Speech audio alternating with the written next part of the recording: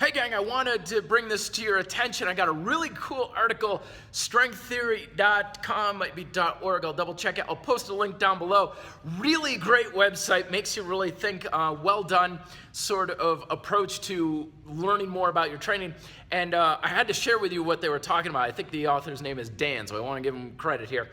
The idea is, as I've always said, is the holy grail is if you can measure what your muscles are actually doing, then you'll know what's going on with the exercise, and therefore that means whether or not you're gonna build muscle and strength and stuff. Because in previous videos I talked about, you can have the same amount of weight or you can be doing the exercise and stuff, but it's ultimately what is happening at a cellular level that is important. If you have the same weight or you're doing the same exercise, but your brain is using your muscles in a different way, it doesn't matter if the numbers in the log are the same, it's this what's in charge. And at the same time, you can have your numbers going up in the log, but if this is still using your muscles the same way, it doesn't matter. So here's what they're talking about. They're saying that measuring muscle fiber use and recruitment under either heavy loads or lighter loads, or in the calisthenics world, more advanced or lighter exercises, may not be indicative of what's better for building muscle. So here's the way they're looking at it.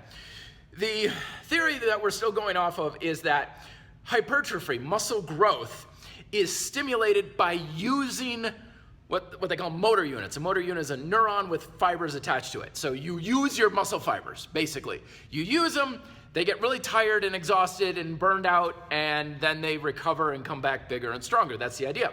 So they're using what they call EMG to measure what the muscles are actually doing. And what they found, of course, is if you have a heavier, harder load, you're using more fiber and more muscle with the higher load. So that makes sense. Well, you're using more, you're going to fatigue more, and therefore you're going to build more.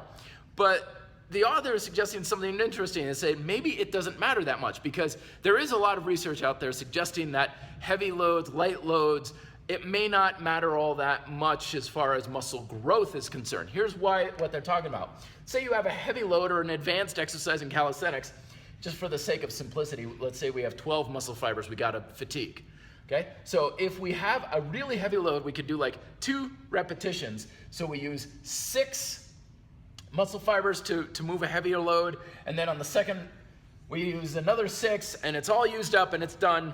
We're good. And on paper it says, oh, it was harder, so we used more muscle fibers, so therefore it would be better. But the author is suggesting, well, what if the lighter load still uses the same number of fibers? So we could say, well, a lighter load, we only use 3 at a time. Or you're only using 3 compared to 6. That's half as much. There's half the tension. There's half the muscle fibers being used. But what if you use those 3, they get tired, then you use another 3, they're tired, then 3, then 3. So if you have a load, and I'm just pulling numbers out of thin air, where it's heavy, so heavy you only lift it twice, you're using the same amount of muscles as a lighter load that you can lift like 4 times, or 10 to 5, or whatever. So at the end of the day, at the end of your workout, you're still with the same number of muscle fibers that are still exhausted, that are still gonna tell you to build muscle regardless of how you did it. Now, it's not conclusive, I'm not saying anything, I just think it's interesting as all hell with this kind of approach and way of thinking about things, because I know some people out there, you like to go heavier with your movements, so you may be better off. Some people, though, you may like to go lighter with your movements with higher reps. You may be better off with that one. I think it's more of a personality thing myself. Of what do you enjoy doing more. So just some food for thought. I wanted to share it out with you. Check out strengththeory.com or .org or whatever, the link down below. I think you'll find some really interesting stuff on that site. Be fit, live free.